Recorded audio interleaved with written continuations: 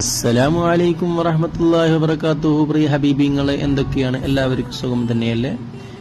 ഇന്ന് ഞാൻ സഞ്ചരിച്ചു കൊണ്ടിരിക്കുന്നത് മലപ്പുറം ജില്ലയിൽ ഏറെ സുപരിചിതമായ, നമുക്കെല്ലാവർക്കും ഏറെ അറിയുന്ന ഒരു സ്ഥലമാണ് പട്ടിക്കാട് എന്ന ആ സ്ഥലം.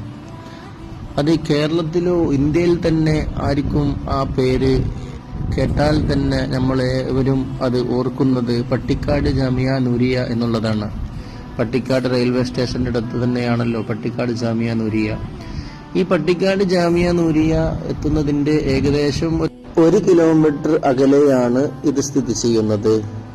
അതിനു മുമ്പ് പട്ടിക്കാട് ജാമിയ പാണ്ടിക്കാട് നിന്ന് വരുമ്പോൾ പട്ടിക്കാട് എത്തുന്നതിന് മുമ്പ് ഒരു മക്കാമുണ്ട്, പട്ടിക്കാട് മക്കാം എന്നാണ് അറിയപ്പെടുന്നത്. അവിടെ ഒരുപാട് തങ്ങന്മാര് അന്ത്യവിശ്രമം കൊള്ളുന്ന ഒരു മക്ബറയാണ് അവിടെ സ്ഥിതി ചെയ്യുന്നത്.